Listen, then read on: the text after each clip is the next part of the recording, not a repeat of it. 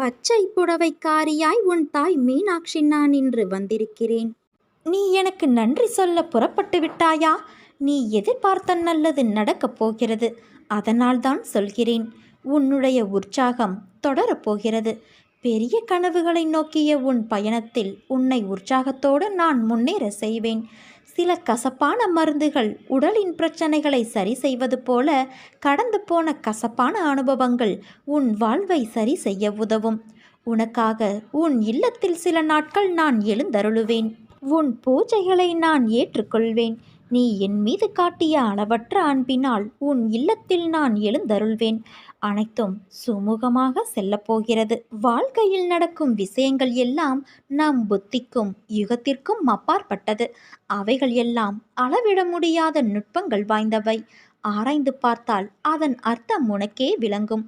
வாழ்க்கையில் உள்ள எண்ணங்களும் நினைப்புகளும் தராசு போல நடுநிலையாக இருக்க வேண்டும். கஷ்டத்திலும் வெற்றியிலும் தன்னிலை மாறாது உறுதி வேண்டும். ஜெயிப்பதற்காகவோ தோற்பதற்காகவோ யாரும் முதலில் பெயர் கொண்டு இங்கு பிறப்பது இல்லை. நடுவில் வாழும் வாழ்க்கையில்தான் உன் வாழ்க்கை எந்த திசையில் போகும் என்று தீர்மானிக்கப்படும். நீ உயரமாய் எழுந்து நின்று வெல்லப் போகிறாய். இது என் சத்திய வாக்கு. நீ ஏன் இப்படி பயப்படுகிறாய்? உன்னில்தான் உன் அன்னையான நான் இருக்கிறேன். உன்னால் என்னை விட்டு எங்கேயும் அசையக்கூட முடியாது. என்றும் நீ என் உயிரில் உருவான பிள்ளையாய் இருப்பாய். உனக்கும் எனக்கும் எந்த பிரிவும் இல்லை. அந்த வார்த்தைக்கு கூட இடம் இல்லை. என்றும் நம் பந்தம் தொடரும் என் குழந்தையே. வாழ்க்கையில் பள்ளமேடு பாரமாய் இருப்பது இயல்புதான். ஆனால் நீயோ மனதில் பாரத்தை வைத்து என்ன கேட்பது என்று அறியாது மரத்து போய் இருக்கின்றாய். மரத்து போன நெஞ்சமாய் நிற்கவா உன்னை உன்னோடு இருந்து நான் அமைதியாக வடிவமைத்து கொண்டு இருக்கிறேன். உன் வசம் பரவி நிற்கும் உன் பண்பு நலன்கள் எப்போதும் நேர்மறையாய் சிந்திக்க என்றும் என்றென்றும் நான் உன் அம்மா உன்னோடு இருப்பேன். உன் அன்பின் ஆழத்தையும் பக்தியின் தூய்மையையும் பலத்தையும் விசுவாசத்தையும் எவ்வளவு உன்னதமானது என்பதை நான் அறிவேன். நீ என் பரிபூரண அருளும் அன்பும் பெற்ற என் செல்ல குழந்தை. உன்னை விட்டு நான் விலகுவதும் இல்லை. உன்னை விலகி போகும்படி நான் செய்வதும் இல்லை. ஏமாற்றங்கள் விரக்தி என எதிர்மறையாய் உன்னை சூழ்கிறது என்று நினைக்கிறாயா? கவலை கொள்ளாதே. இருளில் இருந்துதான் உதயம் பிறக்கும். அதே போல நேர்மறை தெரிவது உன்னிடத்தில். பௌர்ணமி அமாவாசை என இரண்டுமே உலக மனிதனின் வாழ்க்கையை சொல்லும் மிகப்பெரிய உதாரணம். பௌர்ணமியிலிருந்து அமாவாசை வருகிறதா அல்லது அமாவாசையிலிருந்து பௌர்ணமியா என்று நிர்ணயித்து சொல்ல முடியாது. இரண்டுமே ஒரே கால கணக்குத்தான். வளர்ப்பிறை தேய்பிறை என்று. அவற்றைப் போலவே மனிதன் முன்னேறுகிற காலமும் இருக்கும், சறுக்குகின்ற காலமும் இருக்கும். இரண்டும் காலங்கள் நிர்ணயிக்கப்பட்ட விதி. அதுதான் உன் வாழ்க்கையில் நடக்கிறது.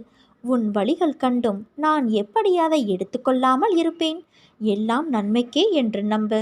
உன் நம்பிக்கையும் பொறுமையும் தான் வாழ்க்கையை வெற்றி என்னும் திசையில் பயணிக்க வைக்கும். நீ எல்லா செல்வ வளங்களையும் பெற்று சீரும் சிறப்புமாய் நல்ல பெயரோடு வாழப்போகிறாய். அம்மா, தினம்தோறும் விடியலை பார்க்கின்றோம். ஆனால் விடிவு காலத்தை என்னால் பார்க்க முடியவில்லை என்று நீ வருந்துகிறாயல்லவா? நீ நினைப்பது போல விடிவு காலம் என்பது திரைப்படங்களில் வருவது போல ஒரு நொடியில் மாறும் அதிசயமல்ல. உன் விடிவு காலம் ஏற்கனவே ஆரம்பிக்கப்பட்டுள்ளது. உன்னை வழி நடத்துவதன் மூலம் நான் ஏற்கனவே அதை செயல்பாட்டில் கொண்டு வந்துவிட்டேன். அதன் முன்னேற்றம் உன் கண்களில் இப்போது தெரியவில்லை. அதனால் நீ ஒன்றும் நடக்கவில்லை என்கின்றாய்.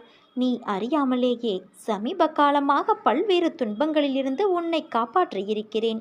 அதே போல தொடர்ந்து காப்பேன். விடியல் ஆரம்பமாகிவிட்டது குழந்தையே. ஏற்கனவே ஆரம்பமாகிவிட்டது.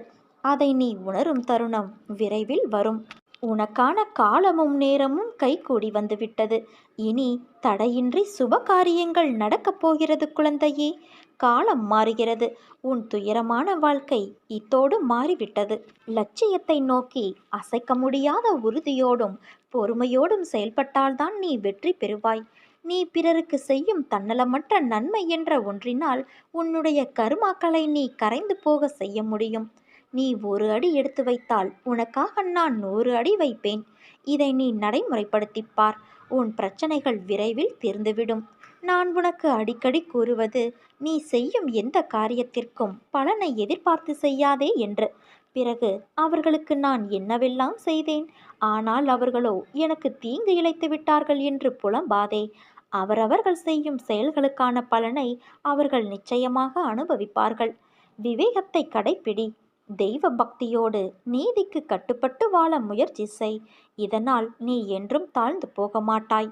தீமையை சகித்துக்கொள். இதனால் பாவக்கணக்குகள் ஒவ்வொன்றாக கழிந்து முடிவுக்கு வந்துவிடும் என்பதை புரிந்து கொள். துன்ப நிலை மாறி இன்ப நிலையை நீ அடையப் போகின்றாய். உன் நிலையை நான் மாற்றியமைப்பேன். உன் கரத்தை பலப்படுத்துவேன். நீ நம்பிக்கையோடு காத்திரு. இது நிச்சயம் நிறைவேறும். உனக்கான இலக்கை நோக்கி நீ போய்க்கொண்டே இரு என் குழந்தையே. உனக்கு துணையாக உன் அன்னையான நான் என்றும் இருப்பேன். உன்னை பாதுகாத்து கரை சேர்ப்பது என் பொறுப்பு. நீ தன்னம்பிக்கை மட்டும் விட்டுவிடாதே. உன்னை ஏளனமாக பார்த்து நகைத்தவர்கள் முன்னிலையில் நீ கொடியாய் உயர்ந்து நிற்கப் போகிறாய். உன்னை தாங்கும் கம்பாக நான் என்ற உன்னிடத்தில் உன் அன்னையான என்னை நீ என்ற சொல்லுக்கு அர்த்தம் கண்டாயோ, அந்த நொடி பொழுதிலிருந்தே உனக்காக நான் இருக்கிறேன். அதற்கு முன்பும் சரி, அதற்கு பின்பும் சரி, என் உயிராய் நீ இருக்கின்றாய். என் பரிபூரண அருளும் ஆசிர்வாதமும் அன்பும் எப்போதும் உனக்கு உண்டு. உன் கண்ணீரை துடை. உன் கண்களிலிருந்து கண்ணீர் வலியக்கூடாது. இது உன் உயிராய் நினைக்கும் உன் அன்னையான என் மீது ஆணை. நிச்சயம் வாழ்வில் நீ சந்தோஷமாக வாழ்வாய். நீ ஜெயமாக எல்லா செல்வ வளங்களையும் பெற்று சீரும் சிறப்புமாய் வாழ்வாய். புது வழி உனக்கு பிறந்து விட்டது. நீ போராடும் பிரச்சனை நன்மையில் முடியும். மிகப்பெரிய மகிழ்ச்சி உனக்கு காத்திருக்கிறது. இன்ப நிலை நீங்கி துன்பச் சுமையை சுமக்கிறாயே, அனுபவிக்க இன்னும் என்ன இருக்கிறது என்ற அளவில் துன்பத்தின் எல்லை வரை சென்றுவிட்டு வெறுமையாய் நின்று என் முகத்தை உற்று பார்க்கும் உன்னை நான் கண்டு கொள்ளவில்லை என்று நினைக்காதே. உன்னை அன்போடுதான் நான் கவனித்து கொண்டு இருக்கிறேன். உன் இழப்புகளை திரும்பி பார்த்தால் என் மனம் கூட நடுங்கத்தான் செய்கிறது. ஒவ்வொரு முறையும் உன்னை தைரியப்படுத்தி கொண்டு வருகிறேன் என்பதை நினைவுபடுத்திக்கொள். இன்னும் நீ கடந்து போக வேண்டிய தூரம் கொஞ்சம் இருக்கிறது.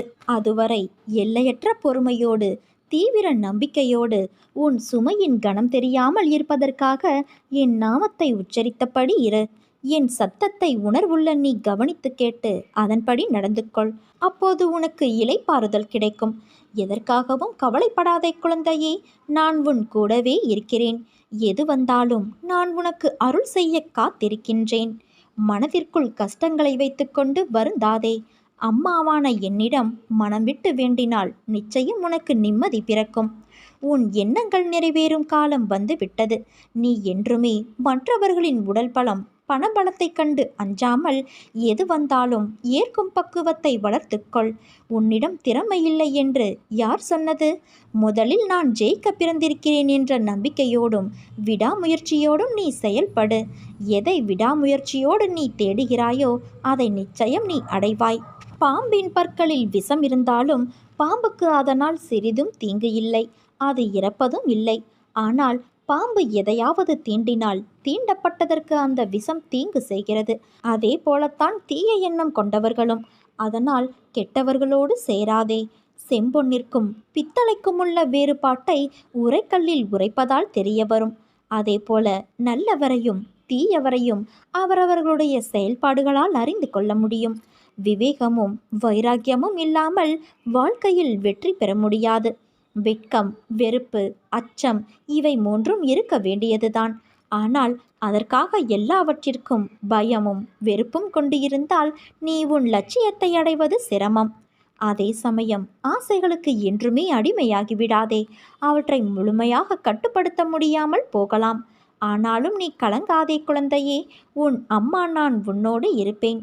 உனக்கு எல்லா சூழ்நிலைகளிலும் நான் துணை நிற்பேன். உன்னை நான் சரி செய்து வருகிறேன் என்று உணர்ந்து சில விஷயங்களை நீ மாற்றிக்கொண்டு வருகிறாய். நல்ல விஷயம்தான். மற்றவர்களை நேசிப்பதில் தவறு இல்லை. ஆனால் அவர்கள்தான் உலகம் என்று நினைக்கும் தருவாயில் இருக்காதே. அவர்கள் அன்பிற்கு நீ சார்ந்து இருக்காதே. அந்த அன்பு சில சூழ்நிலையால் குறைந்து போகலாம். அந்த சமயம் உன் வாழ்க்கையில் நீ வெறுமையை காண்பாய். நான் உன்னிடம் சொல்லும் அர்த்தங்களை புரிந்து கொள்.